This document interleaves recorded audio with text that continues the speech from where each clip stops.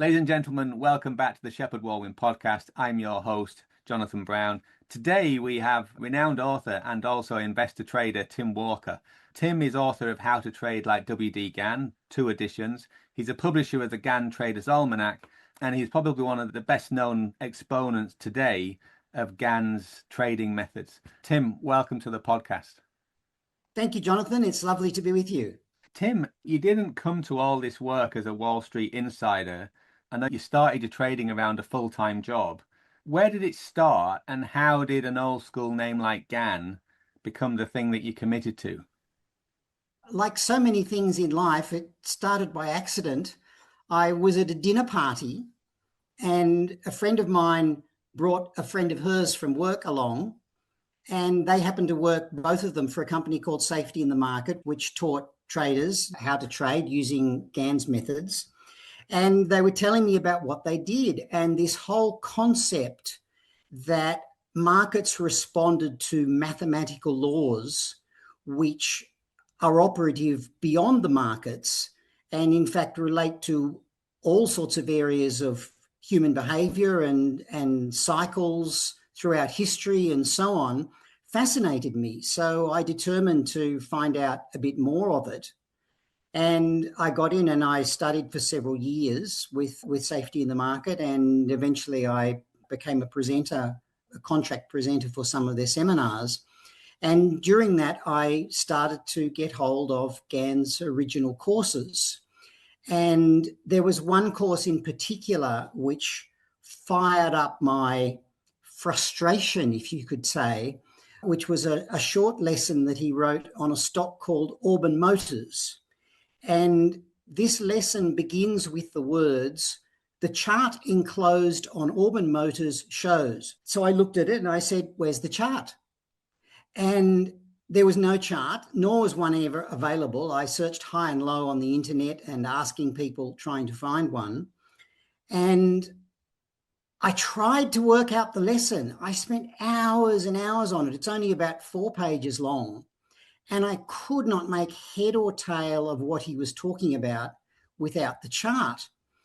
And then eventually I remembered that I had, in my university days, stumbled across the newspaper section in the Sydney University Library, where in those days, this was before microfiche and before computers and everything, because I'm a bit of a dinosaur, they actually kept the bound versions of old newspapers, great big things, because they were broadsheets, and they were stacked, about a month of them bound together on the shelves. And I started leafing through all of these, and I found all sorts of weird things. And the thought came to me, well, maybe old newspapers might have the old stock data. And I found that they did. And so I started going to the state library where I lived and retrieving some of these old newspapers, which by then were on microfiche, and copying out the old price data. And then one of the librarians spotted me doing this and said, "Do you know they're available online?" I said, "What?" And she pointed me to a website, a US website called ProQuest, Historical Newspapers. And so I was able to sign up with them and get access to all their files of New York Times and the Wall Street Journal and other newspapers way back to about 1900. And so I started compiling some of the charts from Gann's lessons. And as soon as I started putting the charts together, I started seeing things that I would never have spotted in a million years if I just read the text. We all quote the old saying, "A picture is worth 1,000 words," but it was really true in this situation. And there was another lesson of Gann's on a stock called US Steel, which in its day was the largest company in the world and the biggest company on the New York Stock Exchange. And Gann wrote a lot of lessons around it. And he wrote a trading lesson which covered 15 years of the history of this stock. And I thought, why? Why 15 years? Why so much? To explain a few rules. It's like the rules cover 4 pages of the lesson and the examples cover 40 pages. And I thought he must have had something to say. So I hesitated for a couple of years and eventually bit the bullet and thought, well, the only way I'm ever going to work it out is to put the charts together. So I started going back and copying out these open, high, low, close, volume, one day at a time, 1 month at a time, for all told about 35 years. And I would go through and I'd collect a month of data in the day, and then I'd go and actually draw up the chart so I could see it. Because I'm an Excel retard, and so it never even occurred to me, put the data in Excel and then you can load it into your software. No. I actually did it all by hand. But there's a virtue in that as well, of course, because that imprints it on the memory a bit better. And I would go through and I'd have Gann's lesson with me, and I would take his notes from the lesson and actually physically write them on the chart with arrows pointing to the bits that he was referring to. And it just blew my mind. I just saw things like, for example, the way that he will treat a support level that comes on a 50% retracement level, 50% between, say, a high and a low. And many people quote a line of his that you can make a fortune in the markets just using that one rule. But when I saw how he used it, it opened up an entirely new dimension. And I was finding things like this, and I was learning so much. I thought, well, I probably should write it up as a book. One, it makes me work harder to really dig in and find out the information on it. Two, it shares that with other people who don't have the maniacal inclination that I have to go back and collect old price data. People who have a life, Tim. I put it all together in a book. And that's how I came to meet Phil Anderson. And then after that, I read his book, which I think is just an extraordinary piece of work and which I love. And in fact, it's time for me to go back and reread it, because it always takes me 2 or 3 or 4 reads of a book before I really start to get into what the author's getting at.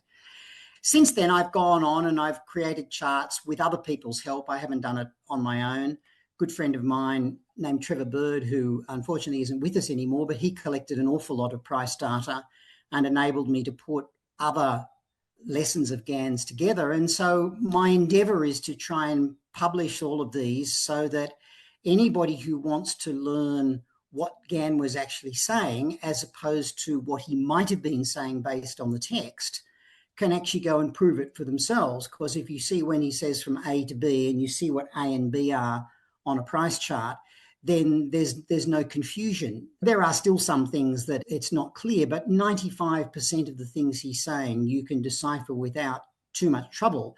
I'm simply sort of trying to make it easier for other traders and investors to do, both in writing the books, and then more recently I've started putting video versions of the same material together, because they have the added advantage that using PowerPoint, I can go through these charts one bar at a time and talk about them. And once again, every time I go back to this material, I learn more. So I think if I can make it easier for other people to get access to what I think is some of the most revolutionary and insightful material that's available about the stock and commodity markets, then I should do that. I should help people in that way. And it doesn't mean that people have to dismiss other material, because of course there's tons of excellent material that's been written by authors over the decades about the markets. But Gann had a particular approach, and you can, it takes you away from the emotion of what goes on at the time, because it gets you just focusing on what the chart is telling you. And it doesn't require great mathematical ability. It does not require study of advanced and esoteric techniques. If people like to get into those, they can. But a lot of what Gann taught, I would say his clientele back in the 30s and 40s was probably mostly businessmen. They would have been men in those days, professional people who were well off but didn't have the time to devote all of their attention to the markets. They were more investors, and they were looking for reliable ways to build their wealth.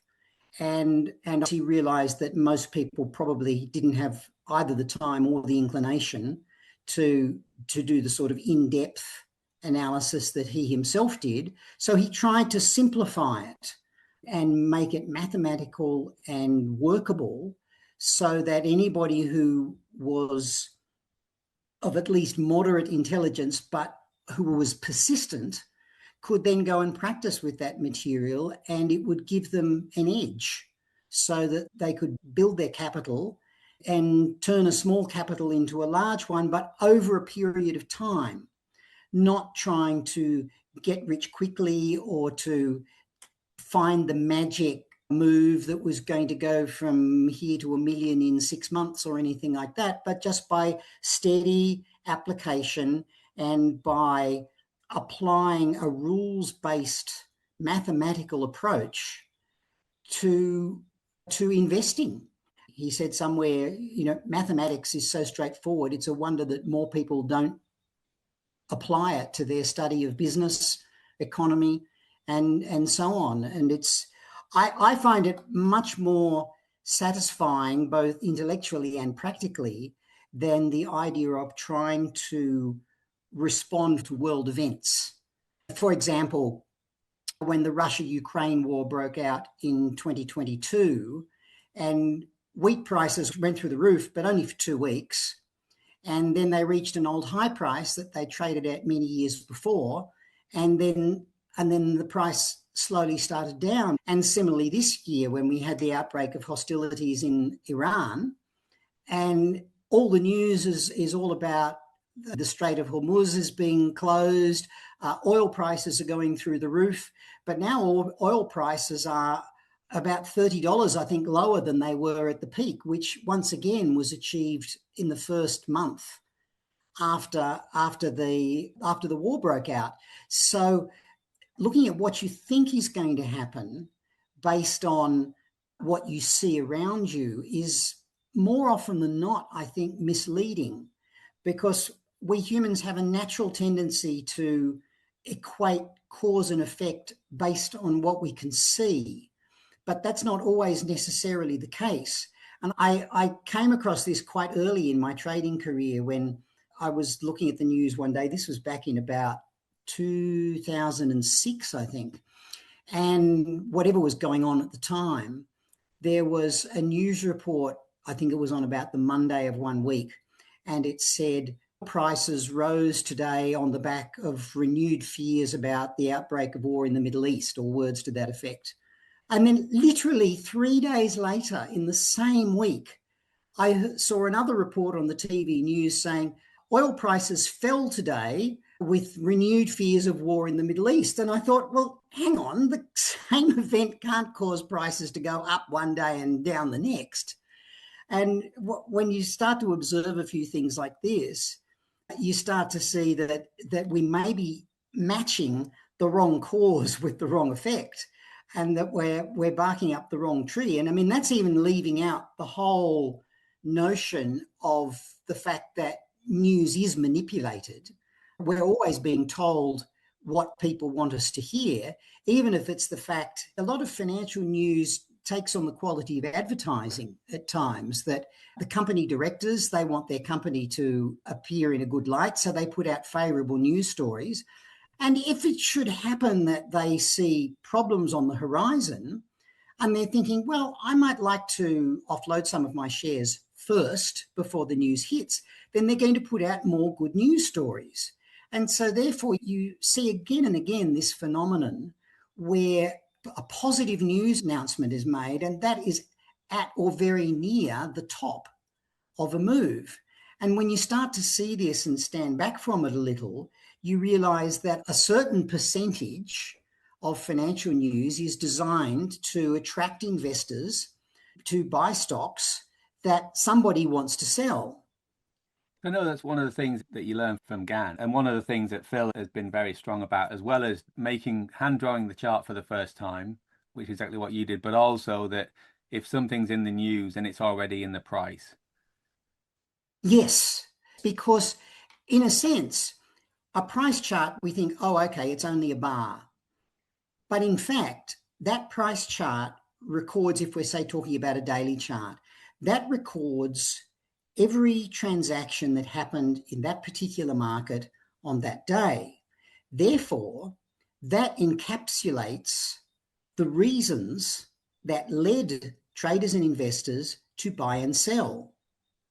And it also shows the volume, so it includes the numbers of them that were driven to buy and sell.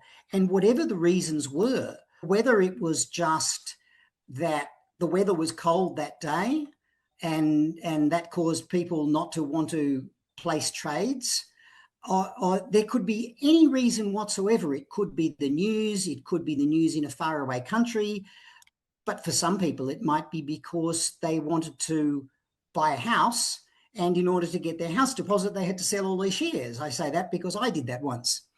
But every single reason, whether it be cyclical, psychological, practical, news-related, accidental, or anything, is all funneled into that bar, that price bar and the volume bar that exists on the day. And I'm fond of saying that a price chart is another form of language. And just as I've been living in Thailand for the last several years, and so I had to learn to read the Thai language script, which is completely unrelated to English. And it was a very challenging exercise for my brain. But it did teach me a lot about market charts, because they too are a language. They're not a language that we speak, but they are like the language of musical notation, the language of chemical formulae, the language of mathematical formulae, which a genius mathematician would know instantly, and so on. And it's very interesting when you learn a second language.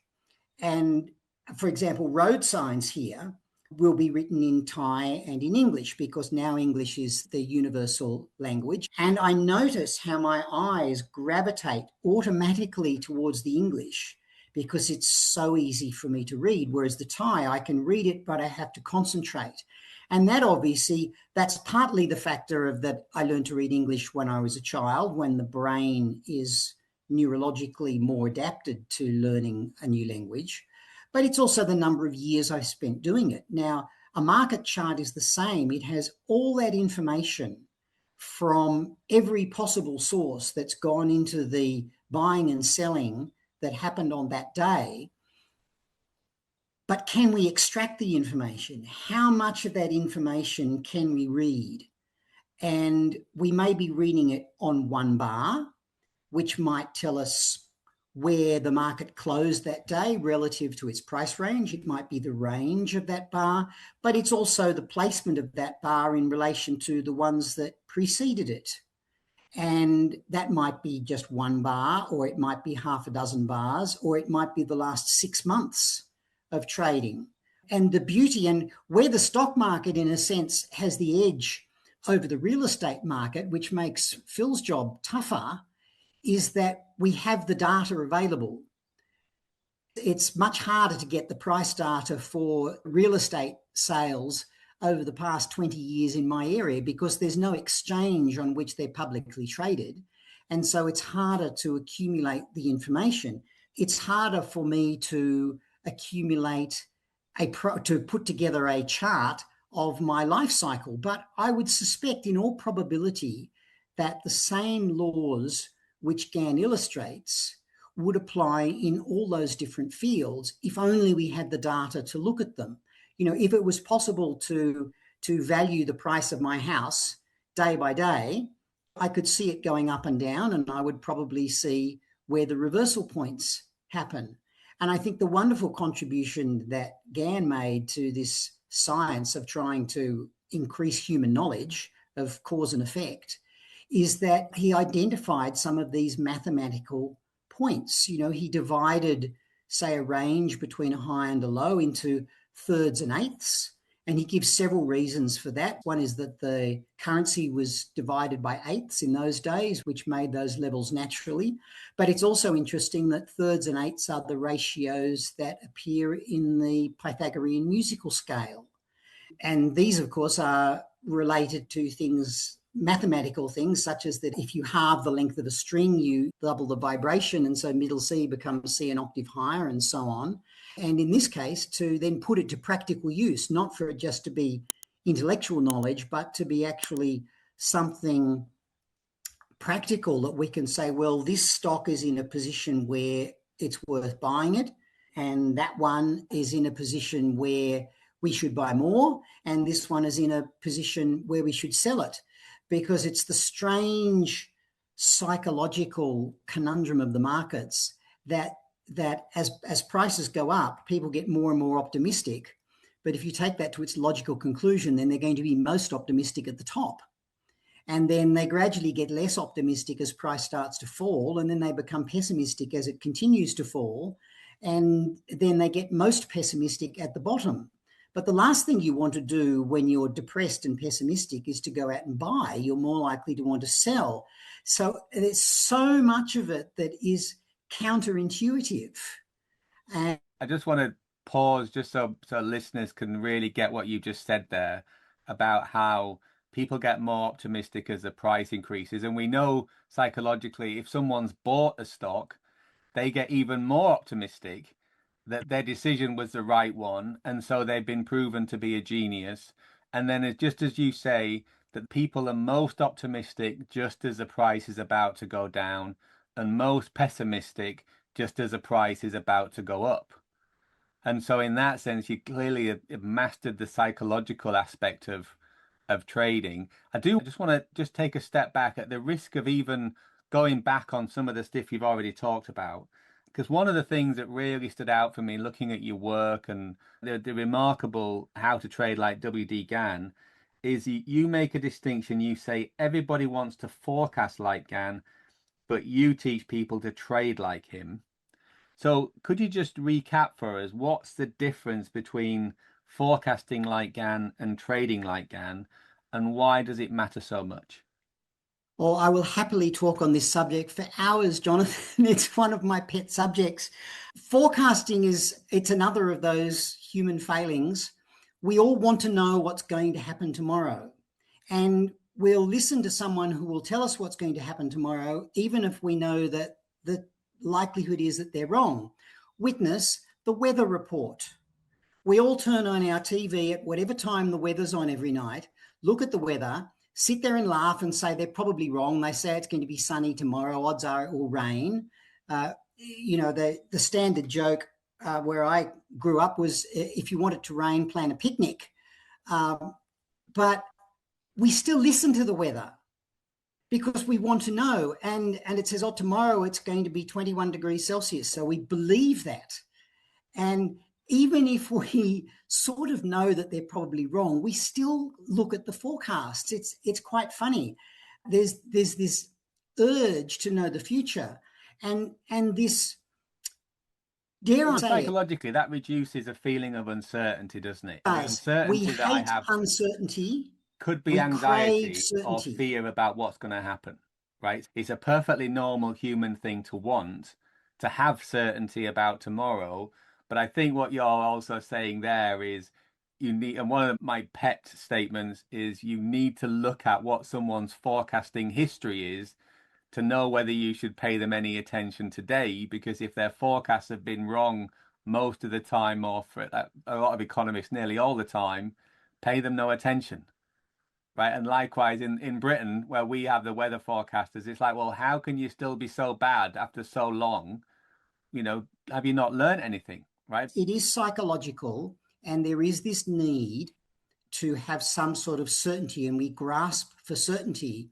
And the problem with this, and we don't see it only in the markets, politicians will use that to place a certainty in the minds of their constituents in order that they will believe it, whether it's a complete lie or whether there's an element of truth in it. People do it in all sorts of fields, but I really think that yes, we have to forecast. You can't cross the road safely unless you're capable of forecasting whether the speed of the oncoming traffic is going to mean that the cars reach the road before you cross it or not. Forecasting is something we have to be able to do. The problem is that we get attached to our forecast. It's like you said, when we buy a stock, we become attached to a bullish view of it because we want it to go up, and we're almost sitting there willing it to go up simply because we've bought it. And the problem is that the market isn't particularly interested in what I want, and you don't have to trade for very long to learn this.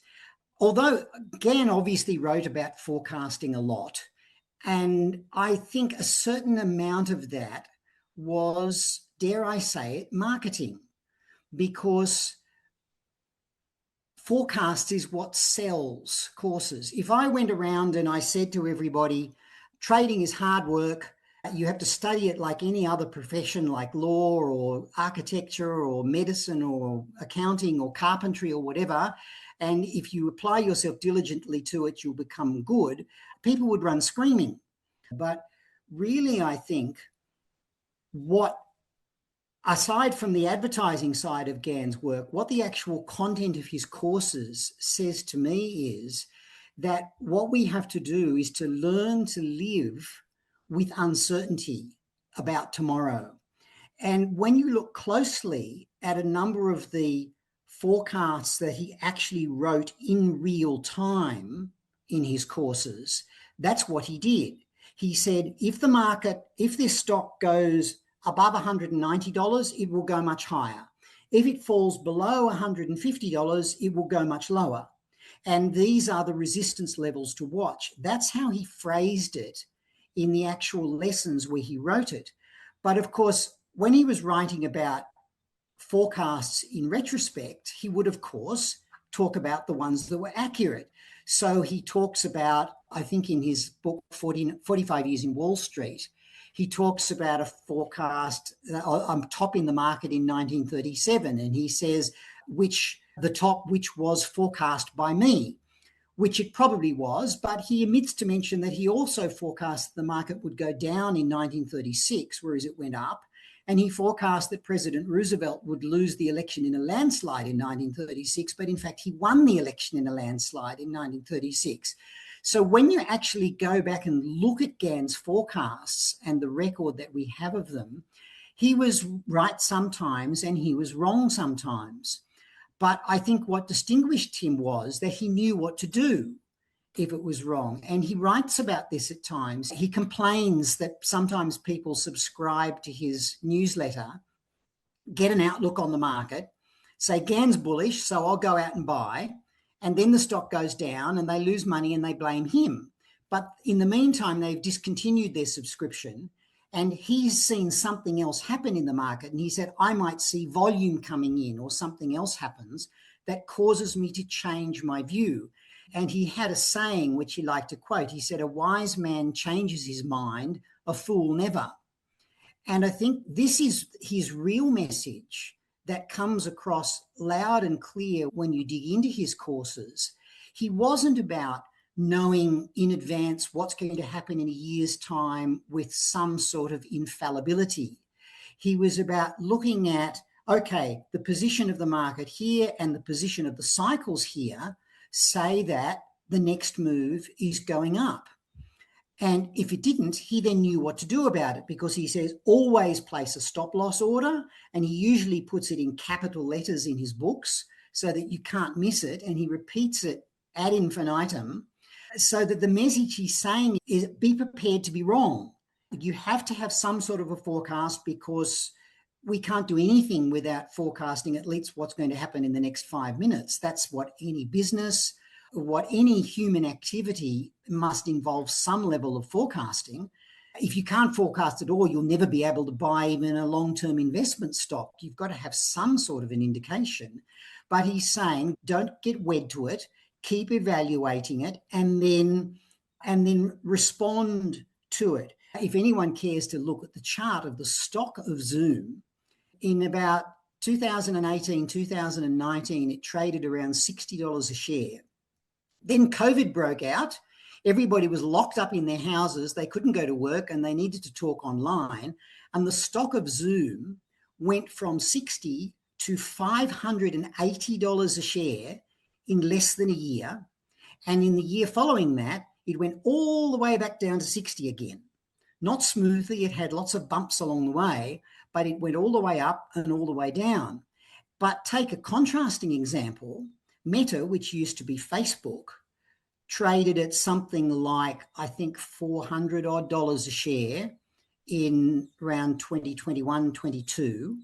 And then there was a bear market in 2022, and they were copping a lot of stick for their interest in virtual reality and that sort of stuff. And their stock fell from over 400 to about 80. And it's since come back. Now, I don't know of any way in which you could know this in advance. I know you're most famous for almost like a mechanistic mathematical approach to trading, but the more I speak to you, but the more I've read of your work, it's just so deeply replete with psychological insight.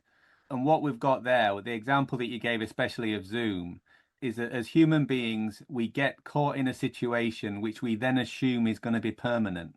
And the other stock of COVID was Peloton, wasn't it? That everybody was going to have a bike at home and we're never going to go back to the gym. And Peloton was there forever. And now on eBay, I see Peloton bikes going for something like £200 to £300 in the UK. And again, it's just the illusion or that we want certainty. We believe this is certain. It's going to be forever, rather than saying, well, this may be a moving trend, rather than thinking this is forever. Yes. And another factor, of course, Gann's work on cycles was some of his most pioneering work. And I know Phil has sort of continued that in the other field of real estate. But cycles are going to come around regardless of what we do about them, but the way in which they manifest can change. And there's a wonderful example of this in Phil's book on the secret life of real estate and banking, when he talks about what happened in the early 1950s. And he talked about there wasn't a big bear market in either real estate or the stock market in the early 1950s, perhaps because of the conditions which had manifested during the Second World War and in the immediate aftermath. Now, Phil had an insight there that Gann missed, because he was calling for the early 50s to be a repeat of the 1930s. The raving commies that were going to destroy America. Yes, exactly. And he renamed the New Deal the Raw Deal. And I think he saw that the Democrats were going to lead the US into oblivion, which didn't happen. There was an economic downturn, but the stock market really just went sideways for a period of time.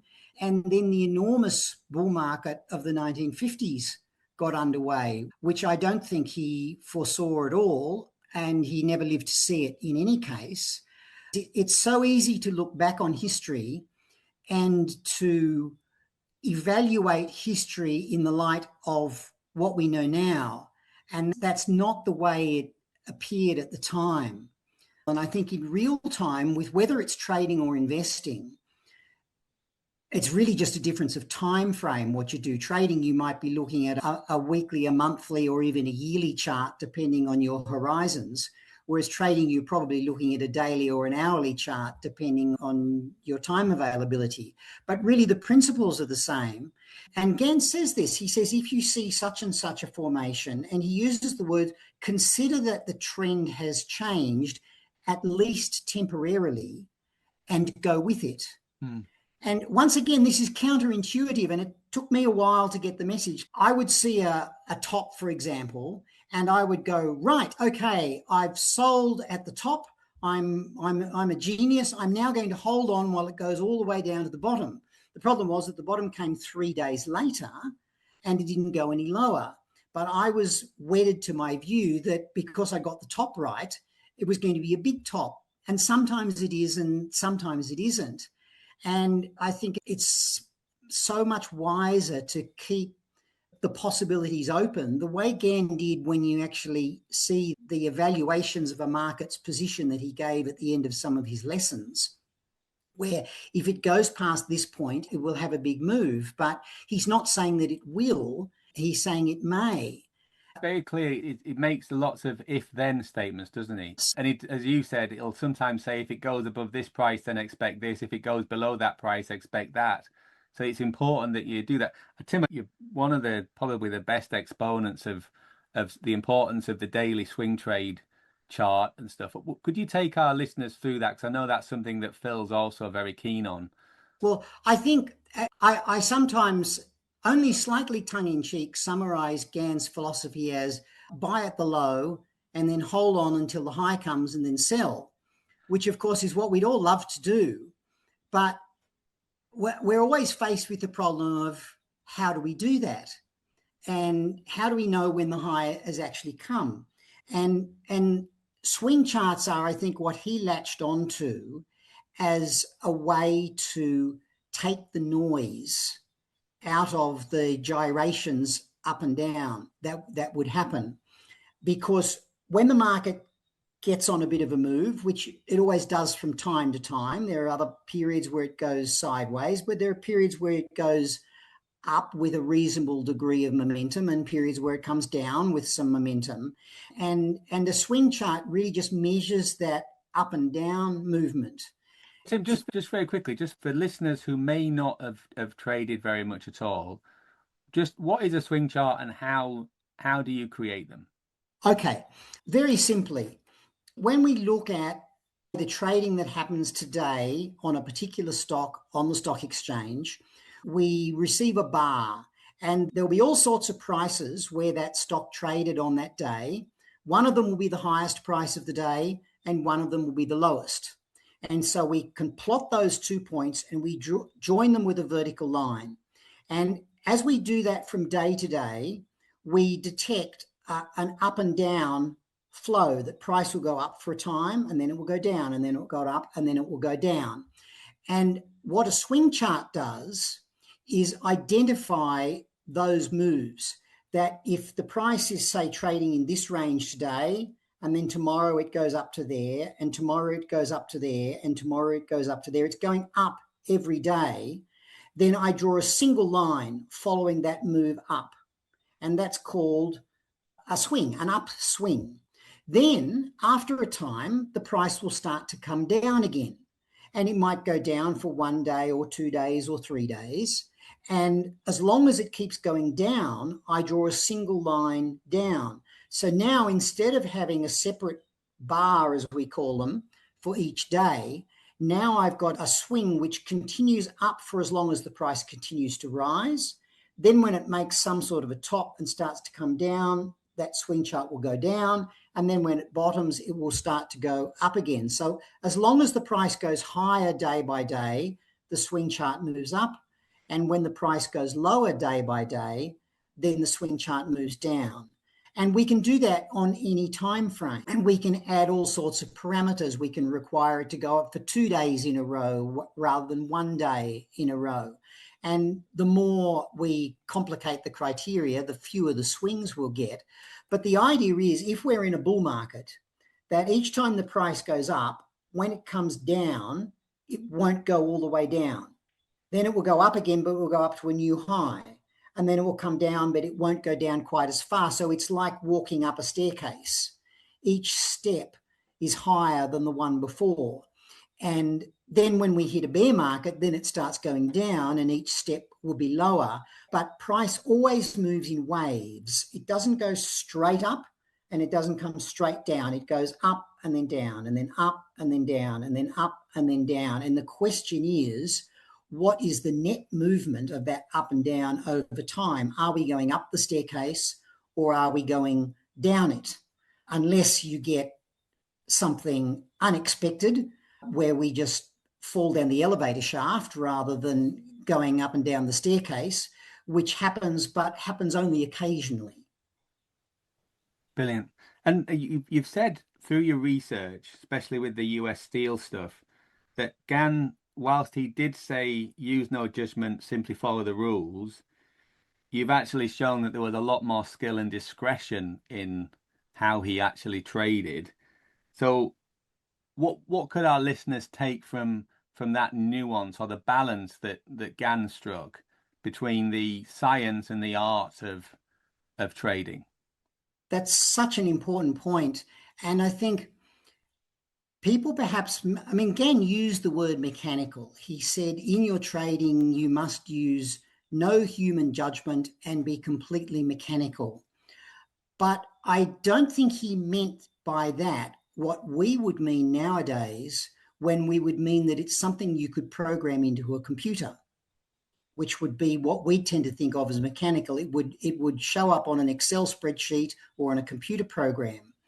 And while he might have been trying to sell that message, I think it's really like somebody who has great skill in anything, whether it is a great public speaker who doesn't just get up and talk in front of his or her audience, but actually has studied the language, knows how to use the language, and knows the way audiences respond, and uses that with skill.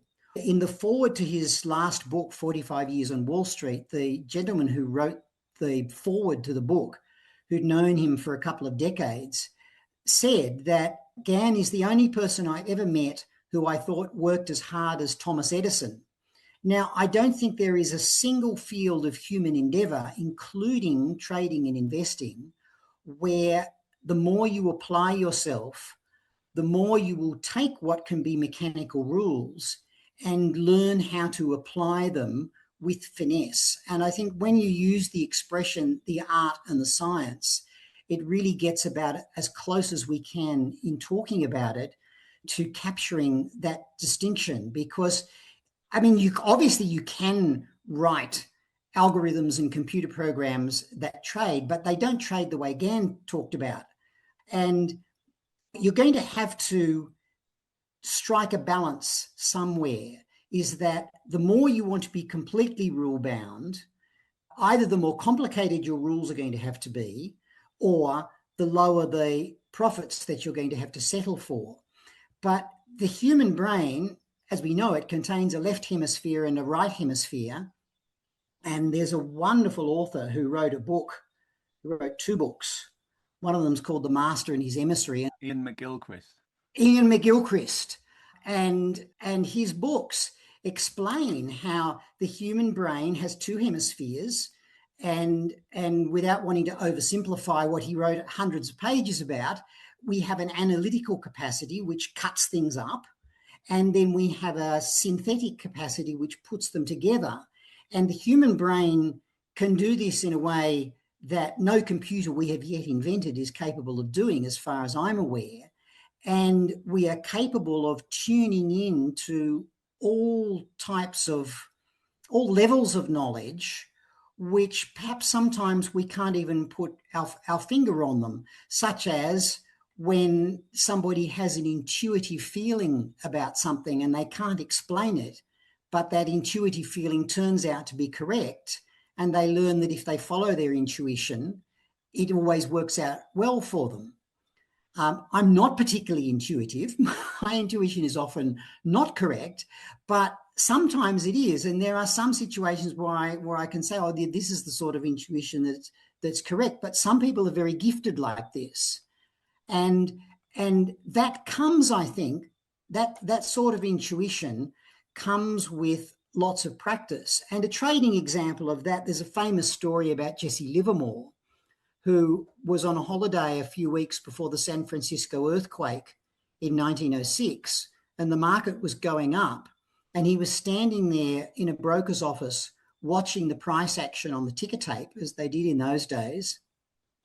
And after talking to his friend about how bullish the market was, he then went and sold 1,000 shares short in one of the leading stocks of the day. Now, 1,000 shares was a lot of shares in those days. That was a big position. And he did that 3 times, and he couldn't explain to his friend why. And then a few days later, first the San Francisco earthquake hit, and then there were other repercussions after that, which caused the market to go into a downspin, and he made an enormous profit from that. Now, Livermore could never explain how he knew that, yet he just knew. And his own explanation was he was, I think, 27 years old at the time. And since the age of 14, his first job was writing stock prices on blackboards in brokers' offices so that traders who walked into the office could read what the latest prices were.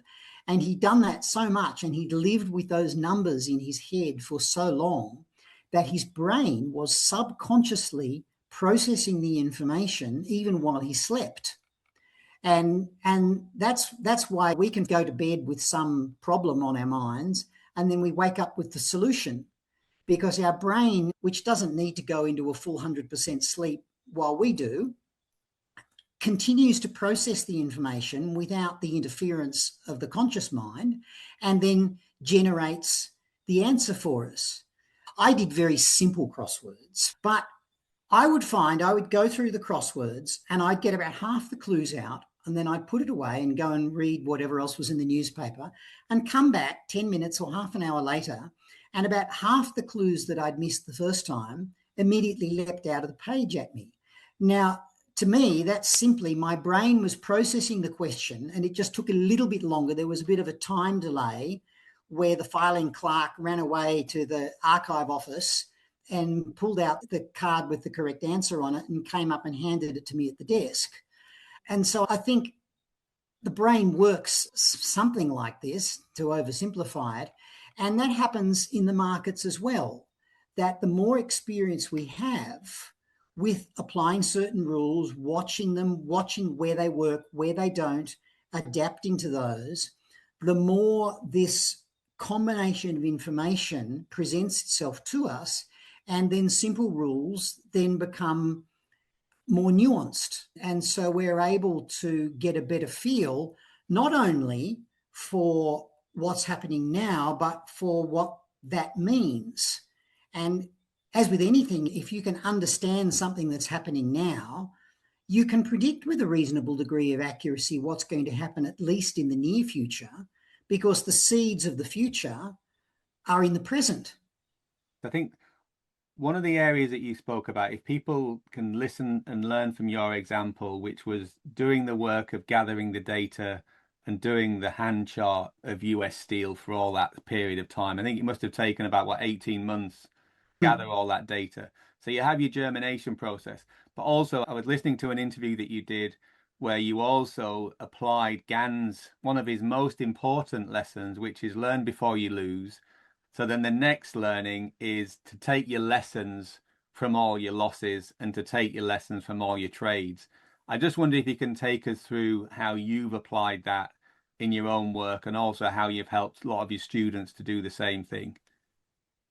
Well, like anybody else, the market taught me, and the market has an interesting way of teaching, because the market teaches you by taking your money, which doesn't feel like teaching.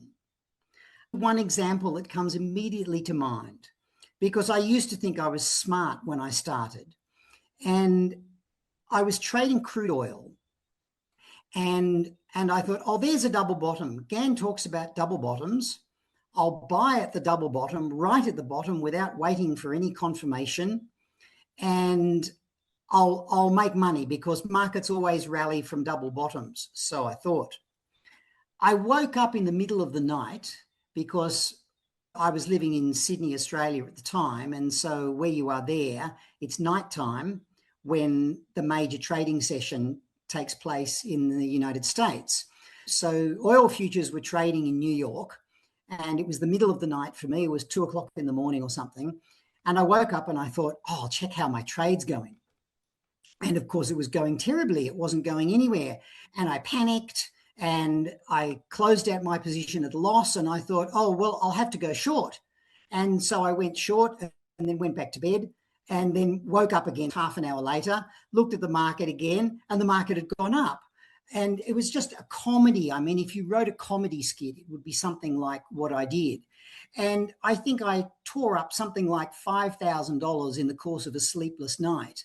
Whereas if I had actually placed the order according to my trading rules, gone to bed, slept soundly, and woke up in the morning, I would have made money, because I was actually right in my analysis, but I micromanaged it and turned a good trade into a disaster. Now, this is the way the market teaches. Its lessons can be expensive at times, sometimes crucially so, and you have to try and find a way not to cut off 9 out of your 10 fingers, before you actually learn the lesson. And that's why Gann says split your capital up and only risk a certain percentage of it on the trade. And if you lose 3 times in a row, stand back and analyze and find out what you're doing wrong. Because we sort of tend to think, well, I'm a good person. I want to make millions. Unfortunately, the universe may work that way, but planet Earth doesn't. Generally speaking, the people who follow the rules of money have lots of money, and the people who don't lose lots of money, and they usually lose it into the hands of the people who understand the rules of money. It doesn't really matter whether you're a good person or you're a bad person. It's, do you follow the rules? And the rules are not always obvious because they're counter-psychological, a lot of them. Okay, one simple thing I did that helped a number of people to turn losses into profits almost overnight. I was working with a group of traders back in about 2013. And I said to them, okay, send me the results of your last 2 or 3 months trading. And I remember one person in particular, he had traded something like 14 different markets over that period of time.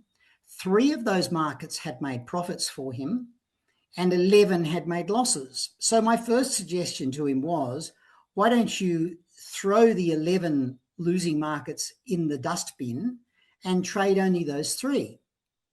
The next question I asked him was, what rules are you using? He told me his rules. And then I said, so which of those trades that you've taken over the last 2 months actually followed those rules? And he wrote back to me, and it was about not more than 10% of them. And those were the ones that made money. So I said, so why don't you stop taking all the trades other than the ones indicated by your rules? And doing those 2 simple changes, he went from having lost money overnight, well, within a month, and he was making profits. I had another trader just recently sent me an email only a day or 2 ago who bought a little video from me that I made recently about demonstrating how I use Gann's rules in the market that I trade. I was really just trying to show them how the rules work.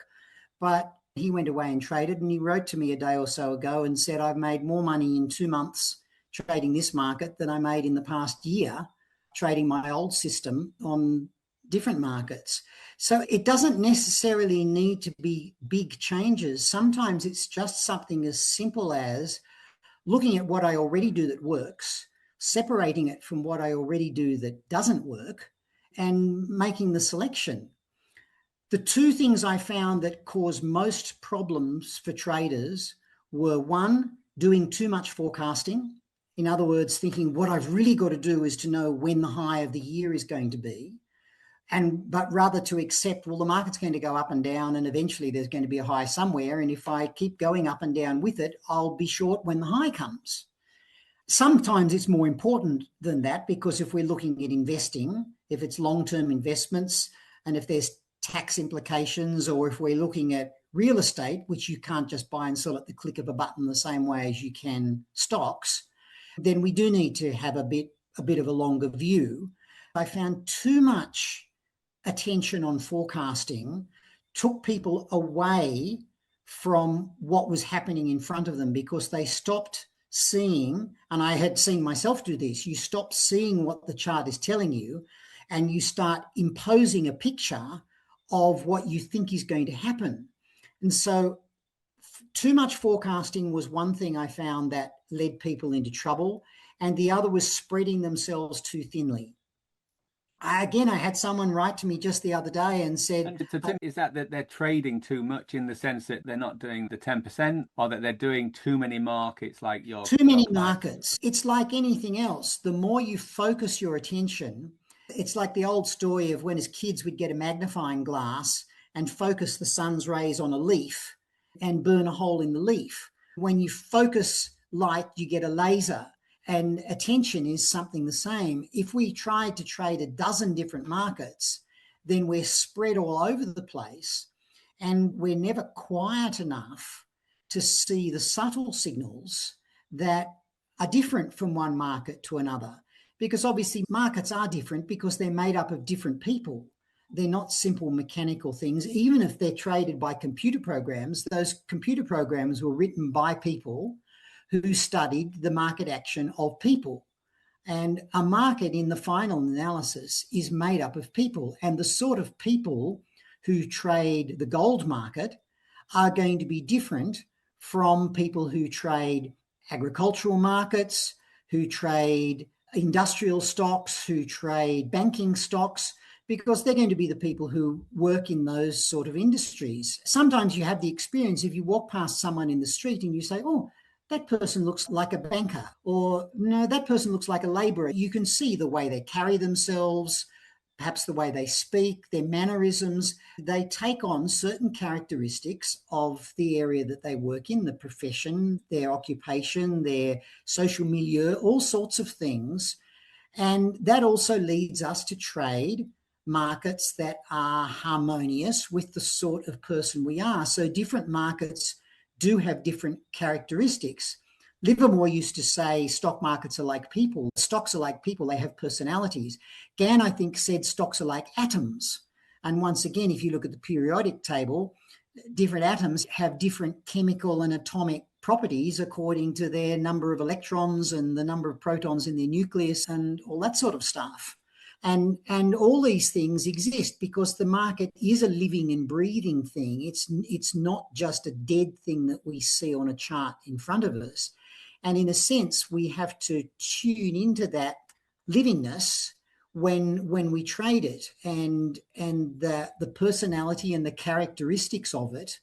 If you study it for a while, you start to see those. For example, the market I trade, which is the Australian Stock Market Index, it loves to go nowhere for a long period of time, and then, like a footballer making a fake pass to the left and then running into the gap that opens up to score a goal, the market will do that. It will go down for a day, making you think that price is going lower, and then it will take off in the other direction. Now, that's a characteristic that market loves to do, and I can see it happening on that market, but other markets might do a similar thing but do it differently, or they might not do it at all.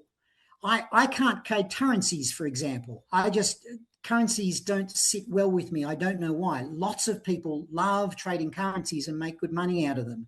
And You just have to find the ones that suit you. Is this simply going back to looking at your trades over years even, and seeing where you've been more likely to make money and where you've been more likely to lose, and then focusing on the areas that it's just trial and error taking the learning from the markets? Or is there something else that we can do about what we're drawn to, or what markets are likely to suit us? I think the simplest and easiest one, as I said to that trader who I helped turn from losses into profits, I just looked at his trading results and said, why don't you just trade the markets that are making money for you?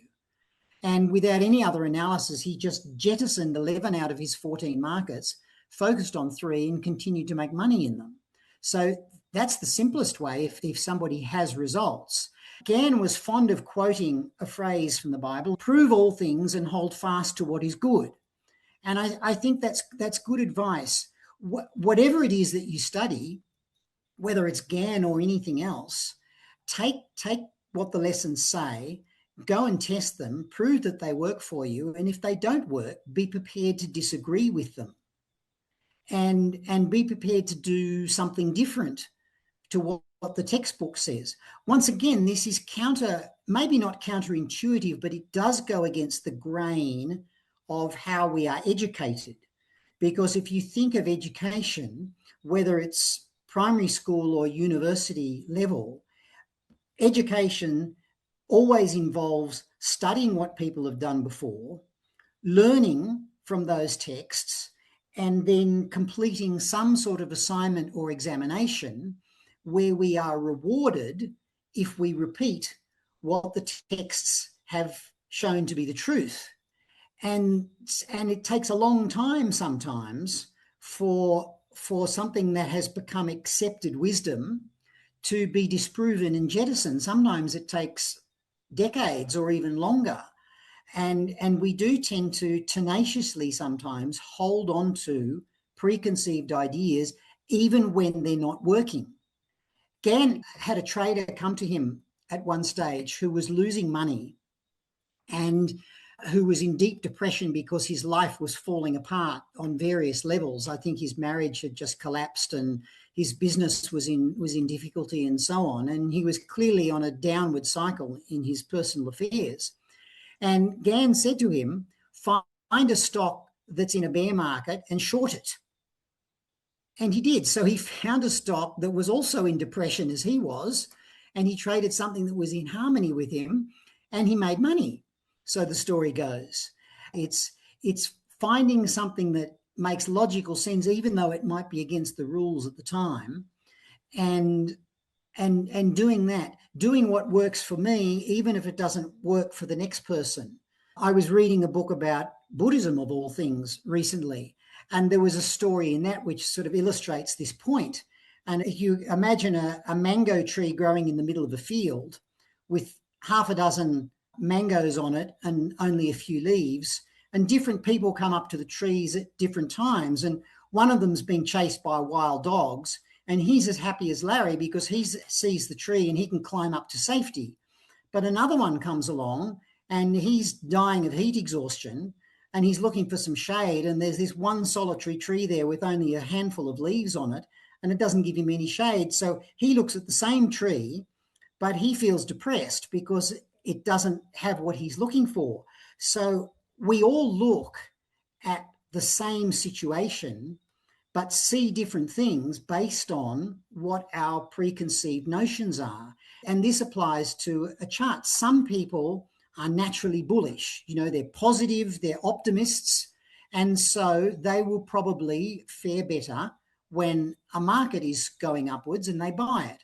But other people maybe always see the glass as half empty rather than half full, and they might do better in bear markets or when markets are going down. And as the ancient Greeks used to say, know thyself. If you understand a little bit about your own personality and what things work for you and what things don't, and then put those to work for you. For example, in terms of Gann's rules, I gravitate a lot more to his rules about price than I do to his rules about time. Now, Gann said again and again, time is the most important factor. And when the time cycle is up, the market will reverse, which of course is true. But I tend to see that happening more in terms of the price action rather than in terms of the time cycles, because for whatever reason, my brain is wired that way, and they're the things that I see more clearly. Whereas somebody else might see the time cycle more clearly. Another person, again, might see momentum. And another one, again, might focus on volume. Now, they're all different aspects. They're different parts of the same whole. But in a sense, it's the same mountain that we're climbing to the summit. It's just that we're walking up different paths. And so we're seeing a different scenario as we climb, but we're still trying to get to the same point. But when we're halfway up the mountain, we don't see the whole picture. So I think it's really important in trading and investing to get a feel for what things work for me, what things don't work for me, and try to build on my strengths rather than to just try to do what other people do and trying to fit the proverbial square peg into the round hole. Much better to try and find a square hole into which my peg will go easily. And if we can do that, whether it's by selecting a particular market to trade or invest in, whether it's by selecting particular market conditions, such as bull markets or bear markets, or a person who might be an options trader might do very well in sideways markets, for example, where a directional trader would be cut to pieces. Anything that each person naturally relates to, and then work on those strengths, build the strengths up and leave the weaknesses where they are. Let the strengths take us to whatever success we're ready to experience, and try to be happy with what we're achieving and to build slowly.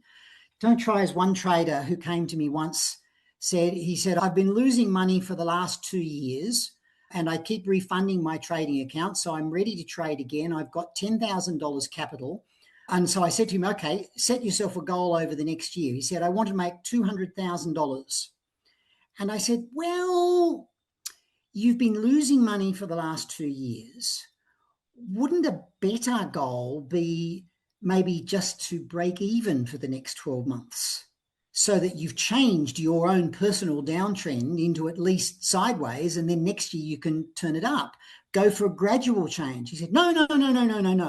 I know that it's possible to make $200,000 with $10,000 capital in a year. Well, yes, it is if you're Mr. Gann or a handful of traders who have that degree of skill and the time to devote to it. But if you've been in a downtrend for a long time, it's like the story of the Titanic. The Titanic struck the iceberg not because they didn't see it, but because they saw it too late. And by the time they tried to swerve, they couldn't get away, because an ocean liner takes a long time to change direction. And personal trends do as well. If we're in a downtrend in life, it takes time to slow the downward momentum down to a stop and then start to bring it to a slow upward momentum and then to gradually increase that. But if you look at what's theoretically possible, then you set impossible goals, and then all you do is disappoint yourself. And of course, within a couple of years, this trader had given up trading. Tim, I think what you've just been saying there about encouraging people to do what's right for them and to look at what, the experience they've had, and to follow where their results have been best and what suits them as a trader or an investor. I think it's such an inspiring message for people.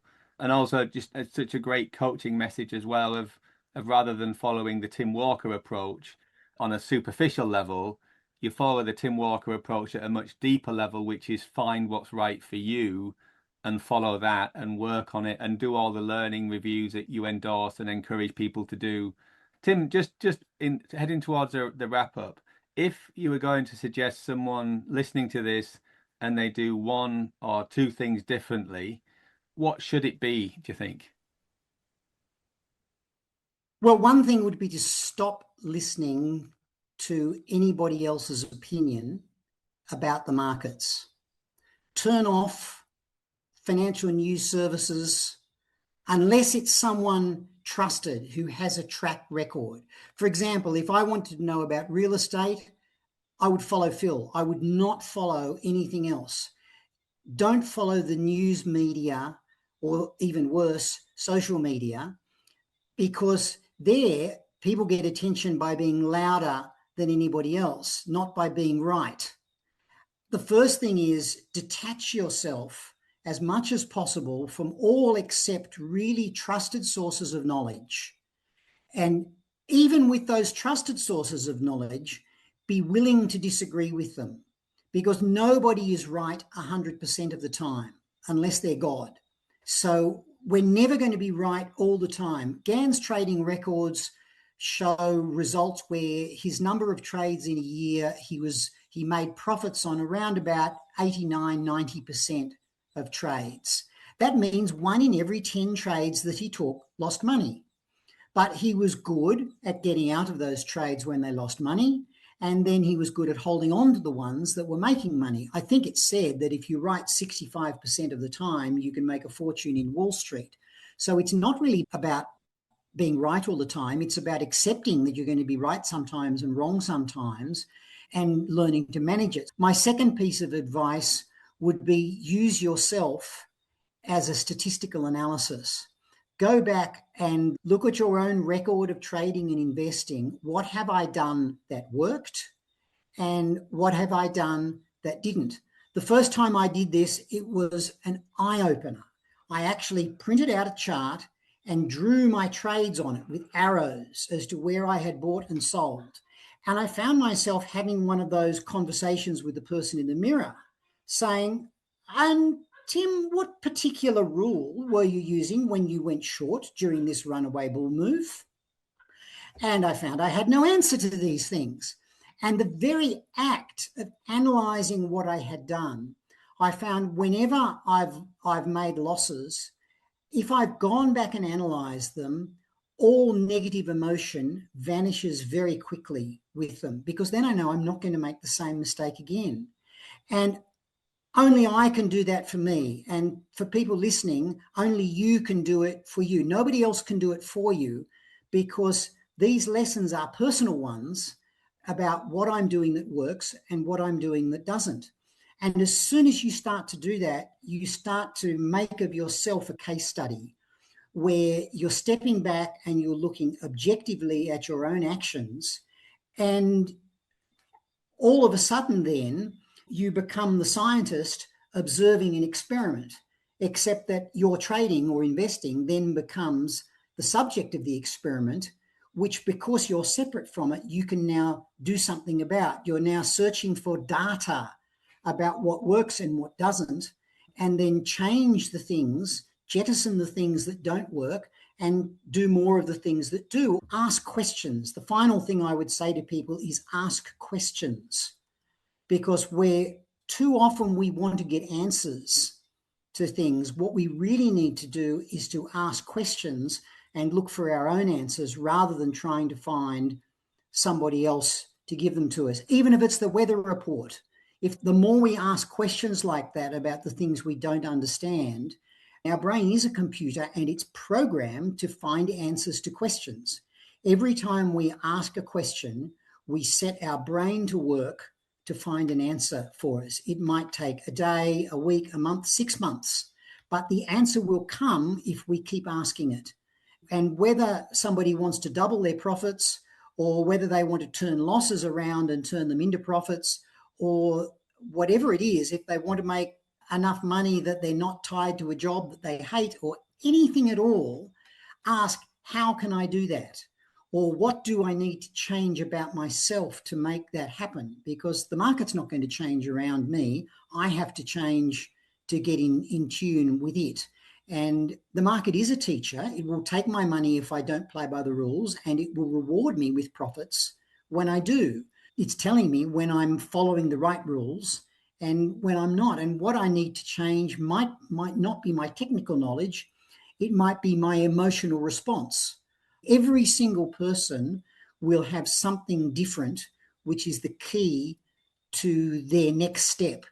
And your next step today will not be the same as your next step in a month's time, because there'll always be a next step, because everything is subject to the law of evolution and increase. And so we need to ask those questions in order to find out, well, what is my next step in my trading and investing today? The beauty in a way of trading is that we get feedback about how those lessons are going. And so to keep asking questions like that of, well, where am I falling down? How can I improve? What could I change? Is there some activity I could do that would improve my trading? And generally speaking, the things that are going to move us forward in life are the difficult ones that we don't want to do. So the sort of questions that we want to ask ourselves are, what are the difficult things that I don't want to do? It might be, for example, pulling out a piece of paper and hand drawing a market for a period of time to force ourselves to look more closely. So find the thing that you really don't want to do and do that, and you'll probably get change very fast. So, Tim, where can people find out more about you and your work? So they can go to my website. It's www.timwalker.net.au, and there's a contact me link on that, and you can send me an email through that.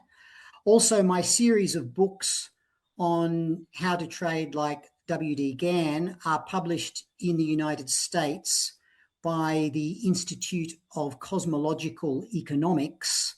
We'll put those links on in the show notes as well. But Tim, I just want to thank you for your generosity and wisdom, and thank you for your time today.